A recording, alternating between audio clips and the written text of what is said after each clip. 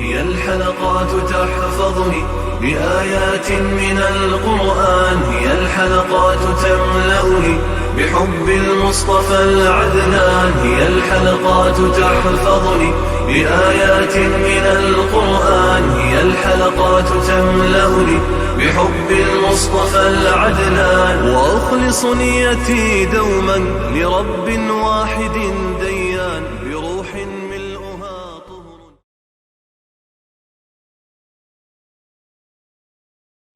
Sure Maide tefsiri 103. ayetten başlayıp okuyumuz inşallah.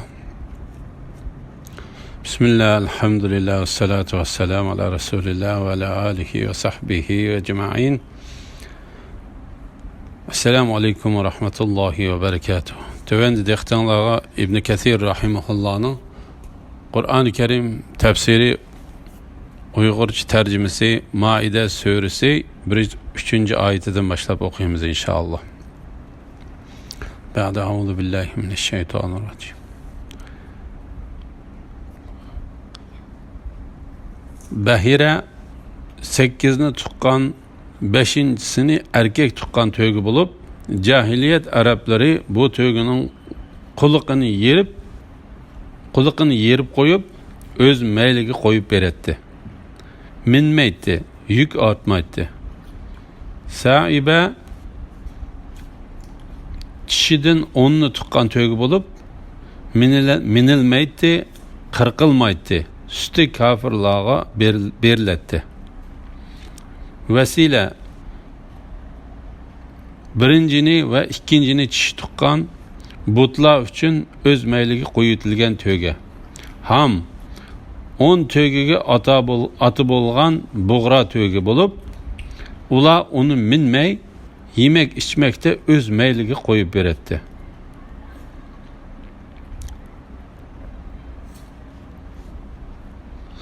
Ulağa Allah yuqorqidek qilishni buyrug'ini yo'q.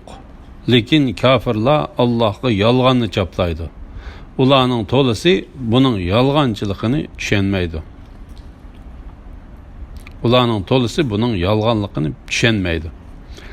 Ularga Allah nazil qilgan hukmga, payg'ambar bayon qilgan hukmga amal qilinglar deyilsa, ular ata bobolarimizning dini bizga kifoya deydi. Ularning ata bobolari hech narsa bilmaydigan ve hidayet tapmagan tursimu, yanıla ularning diniga amal qilamdi. Ayet kelgen hayvanlarning bayoni to'g'risida. İmam Buxoriy Said ibn Musayyabning mundaq deganligini rivoyat qiladi. Bahira degan sütini butlar üçün atıb etken tögülərinin umumi atılışı bulup ularni hech kim sağmaydı. Saibe degan ilahlarına atab bağlaqsız qo'yib etilgan tögülərinin umumi atılışı bulup ularga hech kim yük artmaydı. Said ibn Musayyab Abu Hurayra radiyallahu anhudan Peygamber aleyhisselamның mundaq deganligini rivoyat qiladi. Men Amr ibn Xuzai'nin dozaqda üçeylerini söylep yürgenlikini gördüm. O tuncu bulup saibelerini koyup etken kişi idi. Vesile degen arkadan iki kişi botulak tuqqan tögülerinin umumi atılışı bulup İslam kelişten burunqi Araplar ularni ilahlarga atıp etti. Ham bir neçe qitim botulak tapqan erkek tögülerinin umum atılışı bulup ularni Araplar ilahlarga atap koyup beretti. Ularga hech qandaq yük artmaydı. Bunu İmam Müslim ve Nesai rivayet kılgan. İmam Ahmed Abdullah ibn Mesud radiyallahu anhudan Peygamber aleyhisselamның mundaq deganligini rivayet kıldı. Amr ibn Amir'nin dozaqda üçeylerini söylep yürgenlikini gördüm. Bu birinci bulup Saibe dep atalgan tögünü koyup etken ve u birinci bulup Saibe dep atalgan tögünü koyup etken ve butqa ibadet kılgan kişi idi. O Kabe'ni başquradigan Xuza'a qabiləsinin rəhbərlərindən biri idi. O İbrahim aleyhisselamның dinini tuncu bulup özgertken, Mekke'ye butlarını kirgizip, kişilerini butlağı çoğunuşqa, Allah Teala'ga but arqılıq yıqınlışqı çaqırgan, yuqorida deyilgen hayvanlar haqqidagi ve onundan başka hata tüzümlerini yol koygan kişidir. Allah Teala bu vaqti mundaqdaydi. Müşrikler Allah yaratgan ekinlerden ve çahar paylardan, yani töge, kala, qoylardan Allah üçün bir hisse, butları üçün bir hisse ayırıp koyup, öz gumanlarıca hiç qandaq delilsizler bu Allah üçündür, bu mabutlarımız üçündür dedi. Bahire haqqida Ali ibn Abu Talha ibn Abbas radiyallahu anhumanın mundaq deganligini rivoyat qiladi. Bir töge 5'ni tug'sa, 5'incisi erkek bo'lsa, tug'ilgan botlaqni bo'g'izlab go'shini erlar yeydi. Agar 5'incisi kishi bo'lsa, bu kishi botlaqning quloqlarini kesib, uni bahira deb ataydi. Suddi ve başqalardanmı muşunun o'xshash rivoyatlar bayon qilingan. Mujahid Saiba haqida mundaq deydi. Saiba degan 6 kishi qo'zilgan, 5'incisini kishi yoki erkek qo'zilgan qo'y bo'lib, 7'incisini erlar yeydi. Muhammad ibn İshaq mundaq deydi. Saiba degan 10 kishi botulaqlagan tögi bo'lib, bundaq töge minilmay, yungumu qırqalmay, onun sütü mehmandan başqaga seğilmay koyup verildi. Abu Davud mundaq deydi. Saiba degan bir kishi özünün ma'lum bir işi üçün atılınıp çıkıp, şu işi oңuşluq bolsa, çarva mallarından birini boğuzlap, çarva mallarından birini butlağı atab koyup verdi. Koyup verilgen bu mili Saiba deb atılıp, onundan tuğulgan butlaq mı butqa təvə buludu. Suddi Saiba haqida mundaq deydi. Bir kişinin birer işi oңuşluq bolsa, yoki kesilidan saqaysa, yoki köp baylıqqa erişse, çarva mallarından birini butqa atıp etetti. Kimiki bu malga çıkılsa cazalanatdı. Lekin kafirlar Allah'a yalganını çaplaydı. Ularning tolisi bunun yalganlıqını düşenmeydi. Yani Allah bu narsalarni yol koymadı. O narsalar Allah Teala'ga yaqinlashtiradigan narsalar bo'lmayli qalmasdan, balki hatta Allah Teala'nın azabı duchor qiladigan narsalardir. Müşrikler özleriçiler o narsalarni Allah Teala'ga yaqinlashishning vositasi qilib oldi. Amaliyotda müşrikler bu narsalar bilan hargizmi Allah Teala'ga yaqinlasha olmaydi. Ularga Allah nazil qilgan hukmga, payg'ambar bayon qilgan hukmga amal qilinglar deyilsa, ular ota bobolarimizning dini bizga kifoya deydi.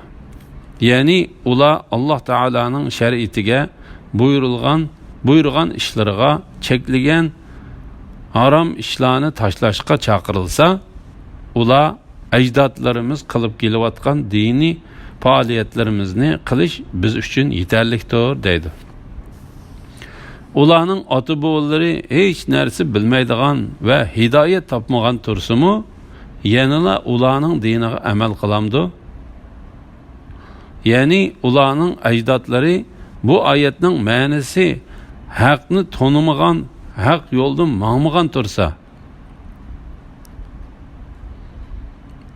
yana ularga ergishamdi. Ularga faqat ulardınmı nadan, ulardınmı bekerek azgan adamı ergişidi. Ey müminler, özаңlarni günahdan saqlanglar. Sizlar qachonki to'g'ri yo'lda bo'lsanglar, boshqalarning adashqini sizlarga ziyon yetkazolmaydi. Sizlar hammanglar Allohning dargohiga qaytsizlar. Allah qilgan amalinglarni sizlarga aytib berdi. Özlerini tuzitishga buyurganlik to'g'risida. Bu ayette Allah Teala mümin bendilerini özlerinin yetersizliklerini tuzitishga, imkoniyatining yetishicha yaxshilik qilishga buyurdi. Özlerinin yetersizliklerini o'ngshigan kishi uchun mayli yaqin yoki yiroqdagi buzg'unchilik qiladigan kishilarning ularga ziyon yetkazolmaydiganligidan xabar berdi. İmam Ahmad Qaysning mundaq deganligini rivoyat qiladi. Abu Bakr radhiyallohu anhu kishilarga so'z qilib, oldi bilan Alloh taolo hamd sano aytgandan keyin mundaq dedi. Sizlar Alloh taolaning ey mu'minlar, o'zinglarni gunohdan saqlanglar. Sizlar qachonki to'g'ri yo'lda bo'lsanglar, boshqalarning adashqini sizlarga ziyon yetkazolmaydi degan oyatini o'qib tursizlar. Lekin uni to'g'ri ma'nosi bilan tushunmaysizlar. Men Payg'ambar alayhissalomning kishilar bir yomon ishni ko'rib, uni o'zgartmasa, Alloh taolo ularning hammasini jazolashi mumkin deganligini anglagan edim. Ey xaloyiq, hargizmi yolg'on aytmanglar. Yolg'onchilik bilan iymon bir-biriga qarshi-qarshidir. Ey mu'minlar, aranglardan bir kim o'ladigan chig'ida vasiyat qilmoqchi bo'lsa, uningga ishinglardan ikki odil kishi guvoh bo'lsin. Yoki o'z dininglardagilardan guvoh bo'ladigan ikki kishi tepilmasa, g'ayri dindagilardan ikki kishi guvoh bo'lsin. Agar sizlar safarda bo'lib, beshinglarga o'lim dahshati kelganda, sizlar bu ikki guvohning rostchilligidan gumonlansanglar, namozdan keyin ularni elib qilinglar. Ular biz foydasiga qasam qiladigan kishilarimiz. Bizning yaqinimiz bo'lgan taqdirdami qasamimizni hech narsaga sotmaymiz.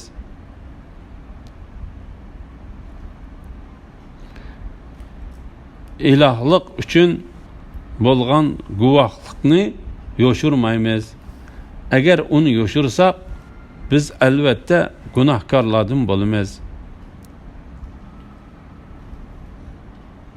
deb Allohning nomi bilan qasam qilsin.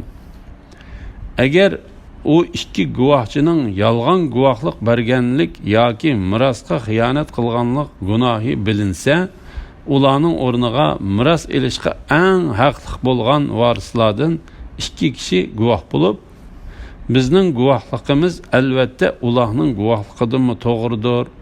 Biz shariatdan chiqib ketmadik. Bo'lmasa biz cho'qim zolimlardan bo'lamiz deb Allohning nomi bilan qasam qilsin. Bu usul guvohchilarni eng to'g'ri guvohlik qiladigan qilishga, qilgan qasamini rad qilishdan, ya'ni ulardan keyin boshqalar qasam qilishi bilan o'zlarining rasvo bo'lishidan qo'rqadigan qilishga eng yaqin usuldir. Allohdan qo'rqinglar. Allohning amrini anglanglar. Allah fasık kavni hidayet kılmaydı. Vasiyet kılganda iki adil Müslümanını guvohchi qilish to'g'risida.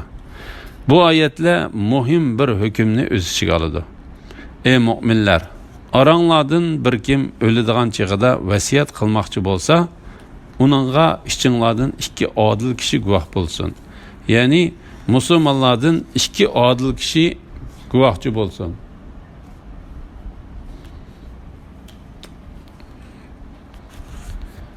Agar sizlar safarda bo'lib, beshinglarga o'lim dahshati kelganda, bu ikki guvohlik qiladigan musulmon bo'lmagan ahvol ostida musulmonlardan boshqalarni guvoh qilishning shartidir. Bu shartlar safar ustida bo'lish va faqat vasiyatchilar guvoh qilishdir. İmam Jarir Qodi Şurayhining mundaq deganligini rivoyat qiladi.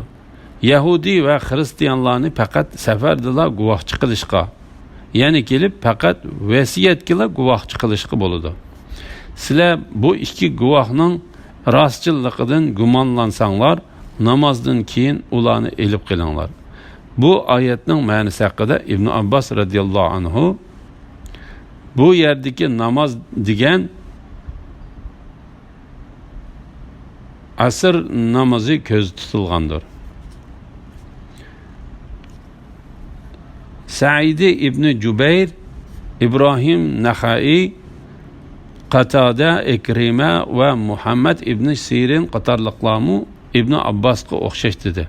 Zuhri bu ayeti ko'z tutilgani musulmonlarning namozi dedi. Bu yerdagi musulmonlarning namozi deganlikdan ikki guvohchining musulmonlar jam bo'lib o'qigan namozdan keyin jamoat oldida guvohlik berishni ko'z tutdi. Ular biz foydasiga qasam qiladigan kishilarmiz. Bizning yaqinimiz bo'lgan taqdirdimi qasamimizni hech narsaga sotmaymiz. Ilohlik uchun bo'lgan guvohlikni yo'shirmaymiz. Agar uni yo'shirsak biz albatta gunohkorlardan bo'lamiz deb Allohning nomi bilan qasam qilsin. Ya'ni agar guvohligimizni yo'shirsak yoki yolg'on guvohlik bersak bizga gunoh bo'lsin. Agar u ikki guvohchining yolg'on guvohlik berganlik yoki mirosga xiyonat qilganlik gunohi bilinsa, ularning o'rniga miros ilishga eng haqli bo'lgan varislardan ikki kishi guvoh bo'lib, bizning guvohligimiz albatta ularning guvohligidanmi to'g'ridir. Biz shariatdan chiqib ketmadik. Bo'lmasa biz cho'qim zolimlardan bo'lamiz deb Allohning nomi bilan qasam qilsin. Bu yerdagi mirosxo'rlarni qasam qildirib, ularning so'zini asos qilish bo'lsa, ba'zi qisos ilish da'volarining bartaraf qilinishi holatlariga o'xshaydi. Bartaraf qilinish holatlariga o'xshaydi. Masalan, qotilning qotillik dalili biror shubha paydo qilsa, o'ltirilguchining tuqqanlari qasam qilish orqali qotilning jinoyat o'tkazganlik faktini to'liqlaydi. Bu usul guvohchilarni eng to'g'ri guvohlik qilishga, ya'ni musulmon emas ikki kishining bergan guvohligidan gumonlanib qolganda, u ikkisini qasam qildirish ularning guvohligini eng joyida ado qilishga eng yaqin usuldir. Qilgan qasamini rad qilishdan, ya'ni ulardan keyin boshqalar qasam qilishi bilan o'zlarining rasvo bo'lishidan qo'rqadigan qilishga eng yaqin usuldir. Ya'ni musulmon emas ikki kishining guvohchiligini o'z joyida to'g'ri ado qilishga turtki bo'ladigan narsa Allohning nomi bilan qasam ichkizish bo'lib, bu tarafdan ular guvohlikqa Allohning nomini tilga ilib qasam qilganda Alloh taolani ulug' bilish yuzasidan haqiqiy guvohlik berdi. Yana bir tarafdan ular agar biz haqiqiy guvohlik bermasak, miros egalari Allohning nomi bilan bizning guvohligimiz to'g'ri va kuchlidir deb qasam qilsa, bizning yolg'onchiligimiz xalq olam oldida oshkorinib rasvo bo'lamiz deb qo'rqqanlikdan guvohlikni haqiqiy joyida berishga tirishdi. Allohdan qo'rqinglar. Allohning amrini anglanglar. Ya'ni barliq ishlaringlarda Alloh taoladan qo'rqinglar va uningga bo'ysuninglar. Alloh fosiq qavmni hidoyat qilmaydi. Ya'ni Alloh taola buyruqlarini ado qilmagan va shariat belgilamalaridan chiqib ketgan kishilarga to'g'ri yo'lni muyassar qilib bermaydi. Alloh qiyomat kuni payg'ambarlarni yig'ib, qavminglarni iymonga da'vat qilganinglarda qandoq javobga ega bo'ldinglar deb so'raydi. Ular sening bilginingga selishtirganda biz hech narsa bilmaymiz. Sen g'ayblarni nihoyatda obdan bilsan deydi. Payg'ambarlarning ummatlari haqida so'raganlari to'g'risida Alloh taolo bu oyatda qiyomat kuni payg'ambarlardan ashu payg'ambarlar avatilgan ummatlarning o'zlariga qandoq javob berganligini so'raydiganligidan xabar berdi. Alloh taolo bu vaqtda mundaq deydi: biz albatta payg'ambar avatilgan ummatlardan payg'ambarlar tabliğ qildimi, sizlar qanday javob berdinglar deb so'raymiz. Payg'ambarlardanmi albatta Alloh topshirgan vazifani ado qildinglarmi deb so'raymiz. Rabbingning nomi bilan qasamki, ular ya'ni xaloyiqning hammasining bu dunyoda qilgan ishlarini cho'qim so'raymiz.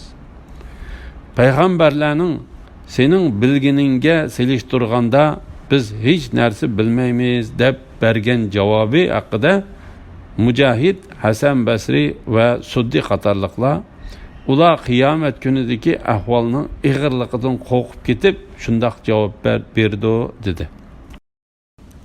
Bu oyatning ma'nosi haqida Ali ibn Abu Talha ibn Abbas radhiyallohu anhumaning mundaq deganligini rivoyat qiladi.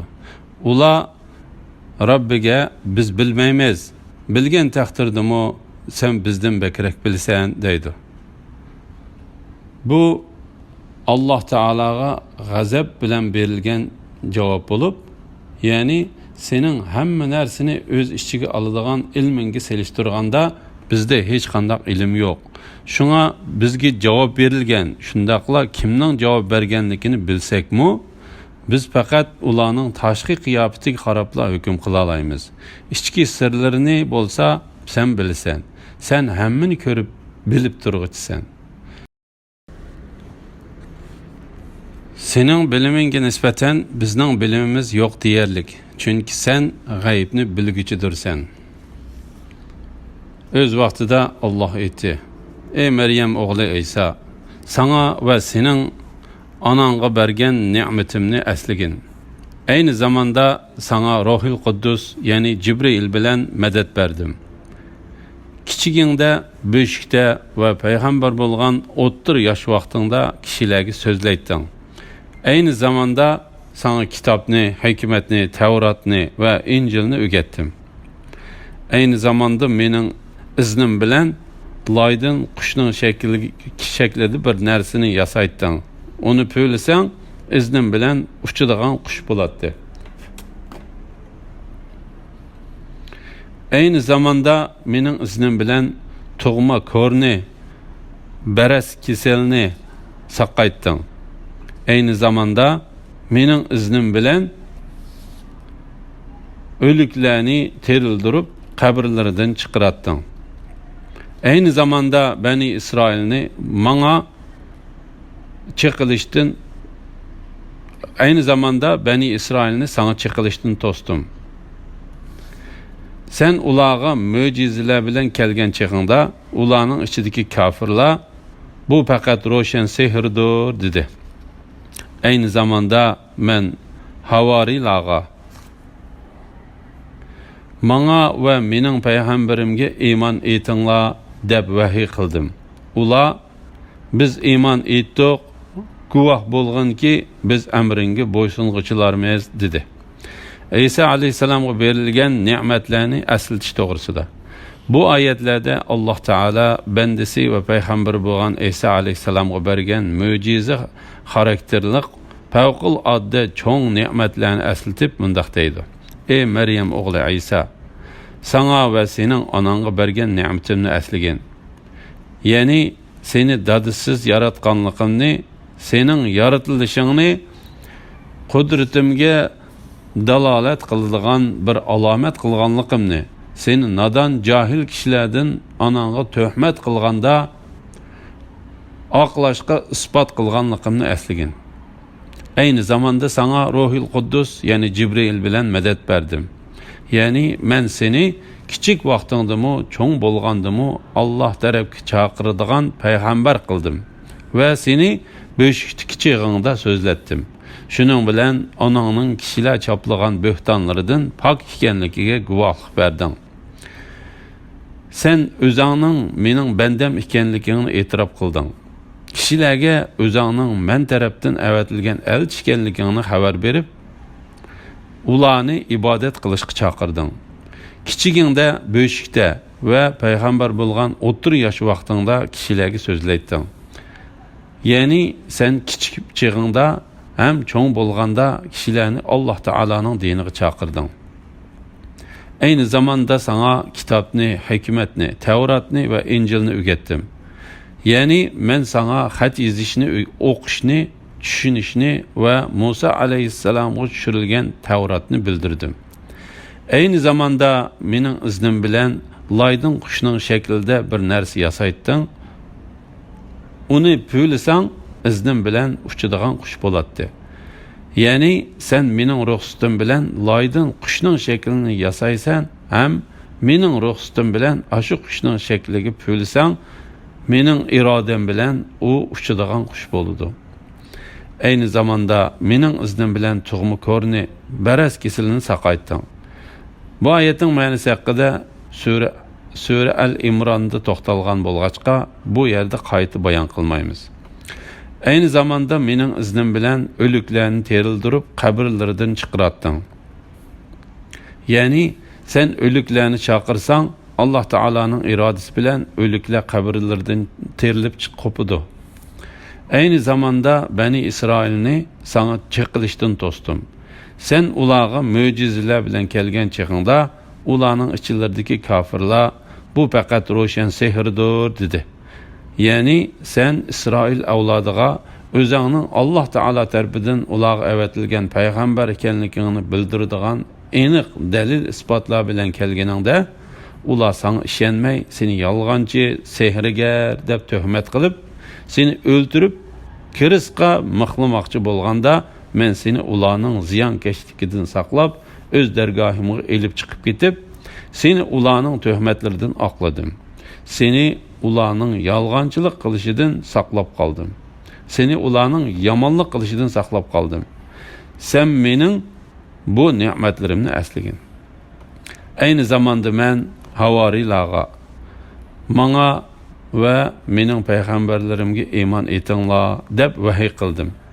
Allah Teala'nın bu ayetimi İsa aleyhisselam'a esletken ne'matlarının cümlesidendir. Çünkü Allah Teala İsa aleyhisselam'a yuqorqi ne'matlardan başqa sahabelarni, qo'llovchi ve yardım bergichilarni qilib bergan.